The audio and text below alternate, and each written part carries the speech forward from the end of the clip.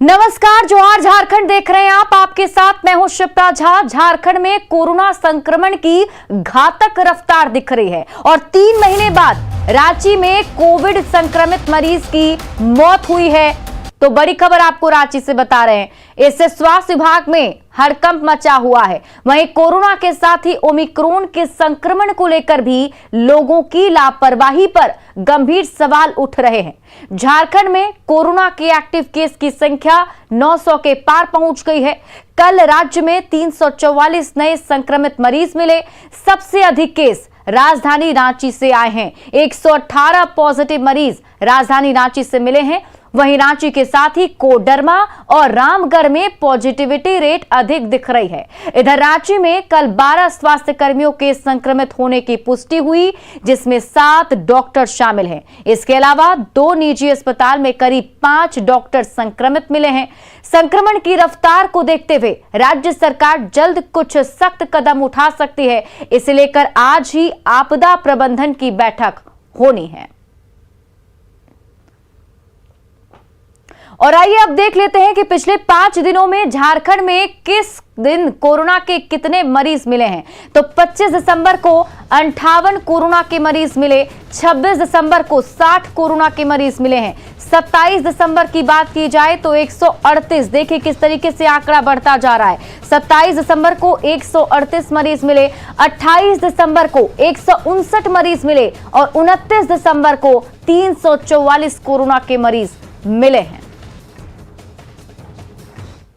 Covid संक्रमण की रफ्तार को देखते हुए आज कोविड टास्क फोर्स की बैठक आयोजित की गई है। रांची डीसी की अध्यक्षता में हुई इस बैठक में एसिम्प्टोमेटिक लोगों को होम आइसोलेशन में रखने का फैसला किया गया है। इसके लिए एक बाइक दस्ता बनाया गया है जो ऐसे लोगों को उन्हें घर में ही स्वास्थ्य किट मुहैया कराएगा।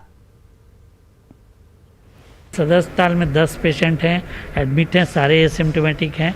और अभी जो एडमिनिस्ट्रेशन के साथ हम लोगों की मीटिंग हुई उसमें यही कहा गया है कि जो भी माइल्ड सिम्टम वाले हैं सारे को होम आइसोलेशन में रखा जाएगा और उनकी मॉनिटरिंग की जाएगी, उनकी दवा भिजवाई जाएगी।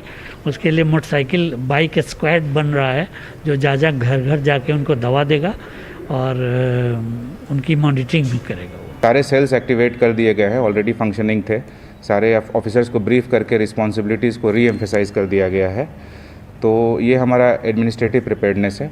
लोगों से अपील करना चाहूँगा कि जहाँ तक पॉसिबल हो न्यू ईयर में सेलिब्रेट करने के लिए पर्यटक स्थलों या रेस्टोरेंट क्लब वगैरह जाना अवॉइड करें जहाँ तक हो सके। ये उनकी अपनी सुरक्षा तथा रांची वासियों की सुरक्षा के लिए आवश्यक है।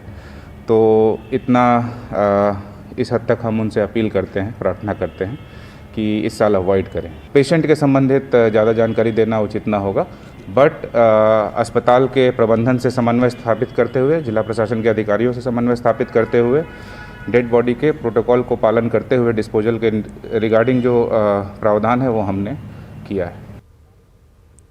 एक तरफ जहां कोरोना के नए वेरिएंट ओमिक्रॉन को लेकर सतर्कता बरती जा रही है, वहीं देवघर में लोग बिना मास्क के घूमते नजर आ रहे हैं। मंदिर में भी लोग बिना मास्क के ही पहुंच रहे हैं। बाजारों में भी लोग लापरवाही बरत रहे हैं। ज्यादा जानकारी दे रहे हैं देवघर संवाददाता मनीष दुबे। पूरे देश में कोरोना के नए वेरिएंट ओमिक्रॉन को लेकर सतर्कता बरती जा रही है और ऐसे में नए साल के स्वागत के लिए जश्न की तैयारियों में भी लोग डूबे हुए हैं।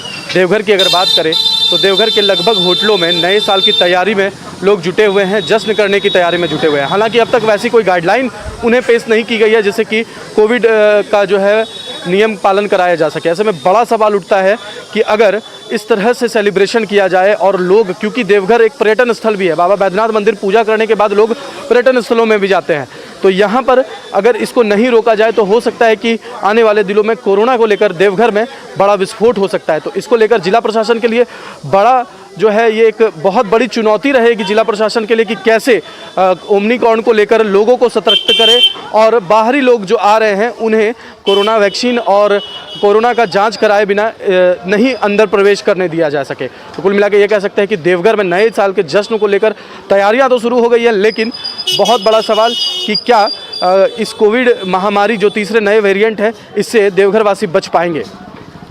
मनीष दुबे, न्यूज़ 18, देवघर। राजधानी रांची में अपराधी बेखौफ हैं। आज रांची में चाकूबाजी के 2 मामले सामने आए हैं। चुटिया में लॉजिस्टिक कंपनी के डिलीवरी बॉय के साथ घटना घटी, जहां अपराधियों ने लूटपाट का विरोध करने पर उसे चाकू मार दिया। घायल युवक की रिम्स में इलाज के दौरान मौत हो गई। वारदात की तस्वीरें सीसीटीवी में कैद हो गई हैं। पुलिस मामले की जांच कर रही है। वहीं अरगोड़ा थाना इलाके में छिनतई के दौरान अपराधियों ने एक युवक को चाकू मार दिया। बताया जा रहा है कि युवक सिकंदराबाद ट्रेन से उतरकर लोहरदगा जाने वाली ट्रेन पकड़ने के लिए अरगोड़ा स्टेशन जा रहा था। इस दौरान अपराधियों ने चाकूबाजी की घटना को अंजाम दिया। फिलहाल युवक का इलाज चल रहा है। ये निवारनपुर में डिलीवरी दे रहा था और इसके पास कैश वगैरह था कुछ, तो इस पर ये छीना झपटी करने के लिए 2-3 लड़का लोग आया, यह खाया हुआ था, तो वही लोग छीना झपटी में चाकू वगैरह मार दिया हमारा स्टाफ को। डिलीवरी बॉय है। किस कंपनी का? ये हमारा लॉजिस्टिक कंपनी है। सिमडेगा में पाकरटांड पुलिस पर ग्रामीणों की जबरन पिटाई के आरोप लगे हैं। इससे नाराज क्रुशकेला गांव के ग्रामीणों ने पुलिस के खिलाफ मोर्चा खोल दिया है। लोगों का आरोप है कि हत्या के एक मामले की जांच में जुटी पुलिस गांव के युवाओं को जबरन उठाकर ले जा रही है और उनकी जबरदस्ती पिटाई कर रही है। ग्रामीणों के शरीर पर पुलिस की पिटाई के निशान भी मौजूद हैं। लोगों ने पाकरटांड थाना प्रभारी पर कार्रवाई की मांग की। वहीं एसपी ने घटना पर चिंता जताई है। साथ ही एसडीपीओ से मामले की जांच करवाने और दोषियों पर विभागीय कार्रवाई का भरोसा दिया है। हम 31 ससुराल से आए थे सर, घर में थे। उसके बाद हमको इलेक्शन दे के लेने आया घर, और घर से उठा के लिया था चौक से उठाया पुलिस हमको और बैठाने टाइम को मारा है। मेरा हड्डी खिसक गया है। क्या चीज से मारा? टूंदा से मारा है। अंदाजी किसी को उठा के ले जा रहा है, घर से उठा के ले जा रहा है, वरना वार्ड से पूछ रहा है ना गांव वाला किसी से पूछ रहा है। ये सब तो नहीं होना चाहिए सर, इसका ऊपर कानूनी कार्रवाई होना चाहिए। किसके ऊपर? थाना प्रभारी? थाना प्रभारी के ऊपर। ये क्यों हो रहा है? आज ये लोग को मारपीट कर रहा है, काल फिर दूसरा को उठाएगा, फिर कल दूसरा को मारपीट करेगा। ये सब तो ठीक नहीं होना चाहिए सर। और मैंने अपने अनुमंडल पुलिस पदाधिकारी को विशेष रूप से ये कहा है कि इसकी जांच वो करेंगे और दोषी अगर कोई पाए जाएंगे तो उन पर कार्रवाई होगी। ये घटना भी जल्द ही उद्भेदित होगी और हम समझते हैं कि जो अपराध कर्मी हैं वो बच नहीं पाएंगे, जैसा कि पूर्व का कई महीनों का इतिहास रहा है। रांची में पुलिस इंस्पेक्टर बनकर ठगी करने वाले एक ठग को पुलिस ने गिरफ्तार किया है। आरोपी खुद को कोतवाली थाना का पुलिस इंस्पेक्टर बताकर ठगी का काम किया करता था। युवक के पास से सोने के जेवरात, 5 मोबाइल सहित कई इलेक्ट्रॉनिक सामान बरामद किए गए हैं। जेवर दुकान, मोबाइल दुकान, इलेक्ट्रॉनिक दुकान सहित कई इलाकों में ठग पुलिस इंस्पेक्टर बनकर ठगी की घटना को अंजाम दिया करता था। ठग के पास सीआरपीएफ का आईडी कार्ड बरामद हुआ है। आरोपी को गिरफ्तार करने के बाद उसे न्यायिक हिरासत में जेल भेज दिया है। लोहरदगा में गौवंश तस्करी का कारोबार फल फूल रहा है। जिला प्रशासन के नाक के नीचे तस्कर गौवंश की तस्करी कर रहे हैं। बीएस कॉलेज के समीप तेज रफ्तार पिकअप वैन पलटने से पशु तस्करी के कारोबार का खुलासा हुआ। पिकअप वैन में 8 गायों को लोड कर बाहर भेजा जा रहा था। गाड़ी पलटने के बाद मवेशी तस्कर गाड़ी छोड़कर फरार हो गए। वहीं क्रेन की मदद से पिकअप वैन को थाना पहुंचाया गया और गाड़ी के नंबर से मालिक का पता लगाया जा रहा है। सारे पशु चोरी होने की संभावना बताई जा रही है। स्थानीय ग्रामीणों की मदद से रस्सी में बंधे मवेशी मुक्त किए गए। आधे से ज्यादा पशु घायल हैं। पुलिस मामले की जांच में जुटी हुई है। पुलिस हम लोग सुबह वाला गश्ती में थे। ग्रामीणों द्वारा सूचना दिया गया कि यहाँ एक बीएस पिकेट पे एक मवेशी गाड़ी एक्सीडेंट कर गया है। तो हम लोग वहाँ आए तो सभी का पैर बंधा हुआ था। ग्रामीणों के सहयोग से पैर को बांध दिया गया है और सब मवेशी को खड़ा कर दिया। इसमें 2 मवेशी थोड़ा सा डैमेज टाइप पे है, बाकी तो सब ठीक ठाक है। डॉक्टर साहब को बुला दिए हैं, मेडिकल करा देते हैं और जीवनामा पे लोग को दे दिया जाएगा। क्या कुछ कार्रवाई आगे की जाएगी? आगे की कार्रवाई जांच पड़ताल होगी। उसमें गाड़ी के नंबर से देखेंगे कि किसका गाड़ी है, क्या है। 3 गाय का इसमें टैगिंग नंबर लगा हुआ है, जिससे कि हम लोग को पता है कि इसका ऑनर कौन है। क्योंकि ये जो हम लोग टैग नंबर देते हैं पशुपालन की तरफ से, तो उसमें ऑनर का आधार कार्ड टैगिंग करके देते हैं, तो इससे पता चल जाएगा कि ये किस गाय का कौन माने ऑनर का गाय है। धनबाद जिले में स्थित IIT ISM में नौकरी दिलाने के नाम पर बड़ी ठगी किया गया है। नौकरी का झांसा दिलाने वाले ठगों ने IIT ISM के नाम का फर्जी ज्वाइनिंग लेटर देकर 50 से 60 युवाओं से लाखों रुपए की ठगी कर ली। युवाओं को खुद को ठग जाने का पता तब चला जब वे सभी IIT ISM कैंपस में अपने ज्वाइनिंग लेटर लेकर पहुंचे, जहां संस्थान के लोगों ने युवाओं को बताया कि कोई नौकरी यहां नहीं है। जो ज्वाइनिंग लेटर उन लोगों के पास है वो फर्जी है। ठगी के शिकार सभी युवाओं ने मामले की शिकायत भूली OP पुलिस से की है। बोला कि काम ऐसा में लगा दिया जाएगा और उससे वही बोले कि पैसा ले जाएगा कराने का। हम लोग दिए। कितना पैसा दिया? 20,000 कोई दिया, 30,000 कोई 40 भी दिया, कोई जिससे जितना हो सका है उतना लिया है। लास्ट में क्या हुआ? टोटल नौकरी आप लोग को मिला कहीं? नहीं, इसको पैसा भी दिए। क्या बोल के पैसा लिया? वो लोग बोला कि नौकरी लगा देंगे ISM में। अच्छा। और उसके बदले हम लोग एक ज्वाइनिंग लेटर भी दिया और 20,000 रुपया पर आदमी से लिया। कब लिया? पर ज्वाइनिंग लेटर देने के बाद लिया कि पहले लिया? नहीं, पहले ज्वाइनिंग लेटर लेने के पहले 10,000 लिया, फिर बाद में और 10,000 करके लिया सब लड़का लोग। जमशेदपुर के साक्षी चावल लाइन में दो दुकानदारों के बीच हिंसक झड़प हो गई। झड़प में एक दुकानदार और उनके परिवार के 2 सदस्य घायल हो गए हैं, जिन्हें इलाज के लिए अस्पताल में भर्ती कराया गया है। बताया जा रहा है कि रातों रात दुकान के सामने एक और दुकान खड़ी कर दी गई, जिसके बाद मारपीट की घटना हुई।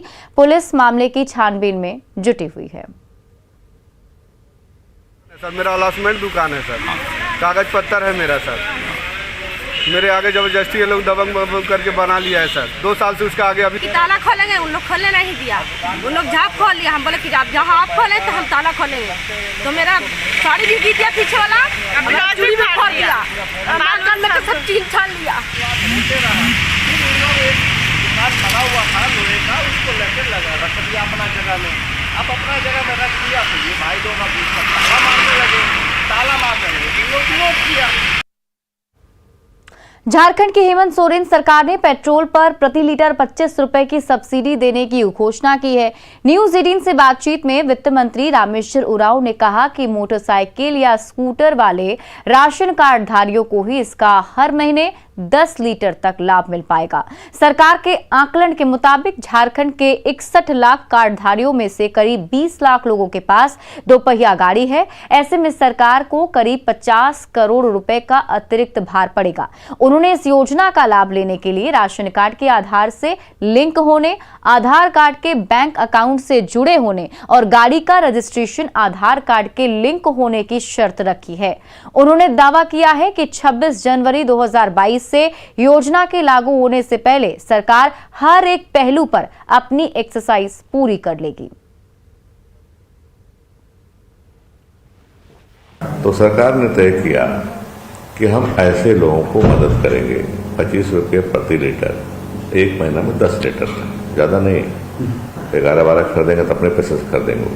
10 लीटर तक हम लोग देंगे 25 रुपया का रिबेट देंगे, कंसेशन देंगे सब्सिडी के मार्फत से। अब आज के दिन में क्या है, आधार कार्ड से जुड़ा हुआ है राशन कार्ड और गाड़ी का रजिस्ट्रेशन भी आधार कार्ड से जुड़ा हुआ है। तो जाएंगे खरीदेंगे, वो ये पेट्रोल पंप उसका दे देगा बना करके, अथॉरिटी को, डीसी को देगा, डीएसओ को देगा बना करके, ये फला फला राशन कार्ड होल्डर इतना पेट्रोल खरीदे हैं, उसको हम उसके राशन कार्ड होल्डर के बैंक अकाउंट में ट्रांसफ़र कर देंगे उतना पैसा। कोशिश करेंगे कि पेट्रोल पंप वाले से दे दे हमको। पेट्रोल पंप देगा, उसका अधिकट्ठित होता ही है, वही बना के सूची दे दे कि राशन कार्डधारी ने राशन कार्ड दिखाया, आधार कार्ड इतना है और आधार कार्ड उसका मोटरसाइकिल है, आधार कार्ड से जुड़ा हुआ है, रजिस्ट्रेशन नंबर जुड़ा हुआ है, उतना काफ़ी होगा। अकाउंट नंबर भी रहता ही है, सबका अकाउंट नंबर भी है, खुला हुआ है, तो उसको ट्रांसफ़र कर देंगे। झारखंड सरकार ने पेट्रोल की कीमतों में कमी की घोषणा करते हुए केवल राशन कार्डधारियों को राहत दी है। सरकार की तरफ से हुई घोषणा के अनुसार 26 जनवरी से गरीब तबके के लोगों को पेट्रोल 25 रुपए प्रति लीटर कम कीमत पर मिलेगा। लेकिन राहत में भी बंटवारे से आम लोगों में नाराजगी दिख रही है। रांची में पेट्रोल पंप पर अपने दोपहिया वाहन लेकर पहुंचे लोगों ने सरकार के फैसले को गलत करार दिया। साथ ही सलाह दी कि अगर इसकी जगह सरकार वैट की दरों में कमी करती तो ज्यादा बेहतर होता और इसका फायदा महंगाई से जूझ रही जनता को मिल सकता था। बीपीएल कार्ड रहेगा उसी का ना होगा सर, तो बीपीएल कार्ड हम लोग का है नहीं तो कहाँ से लाभ उठा पाएंगे? कोई फायदा नहीं है सर, कोई फायदा ही नहीं है, कोई मतलब नहीं है। महंगा तो कोई फायदा ही नहीं है, सब्सिडी का लाभ उठा नहीं पाएंगे तो समझिए कोई फायदा ही नहीं है। कुछ कम कर दिया जाता तो बेहतर, उससे बढ़िया 10 रुपया कम कर देता, सब लोगों को लाभ होता। अब 25 रुपया सब्सिडी दे रहा है, मतलब कुछ लोग लाभ उठा पाएगा। राशन कार्ड सभी का बना है, ये तो हमको नहीं लगता है सभी कोई बना पाए हैं राशन कार्ड। हाँ, ये हो सकता है राशन कार्ड के अलावा अगर आधार से जोड़ा जाए इसको, तब ये योजना सक्सेस करेगी। क्योंकि मेरे समझ में जो आ रहा है राशन कार्ड सभी का बना नहीं है, तो अगर ये राशन कार्ड से जोड़ के अगर ये पेट्रोल पंप का पेट्रोल देने का योजना है तो ये उतना सक्सेस नहीं कर पाएगा। तो खाली कार्डधारियों को मिलेगा और लोग को नहीं मिलेगा, आम जनता को तो कैसे होगा? सब लोग को मिलना चाहिए, लाभ सब लोग को मिलना चाहिए। वो कार्डे से नहीं ना होगा, सब जनता को मिलना चाहिए उतना। खाली एक आदमी को अगर कार्ड वाला को मिल जाए, बेकार्ड वाला गरीब को कार्ड नहीं बना है तो उसको कहाँ से मिलेगा? कार्ड का घोषणा तो हो जाती है, लेकिन लागू होने पर ही ऐसा कुछ होगा। और सिर्फ लाल कार्ड वाले को और पीला कार्ड वाले वगैरह को अगर देंगे तो हम आम जनता सीमित ही लेगा पेट्रोल, और हम आम जनता को क्या फ़ायदा होगा? हम लोग डेली बेसिस पे काम करने वाले आदमी व्यक्ति, वो अगर उनको अगर रियायत नहीं मिलेगा तो फिर यह बढ़ने से या घटने से कोई फ़ायदा है नहीं। और जोहार झारखंड के इस बुलेटिन में अभी के लिए बस इतना ही, लेकिन न्यूज़ 18 बिहार झारखंड पर खबरों का सिलसिला लगातार जारी है।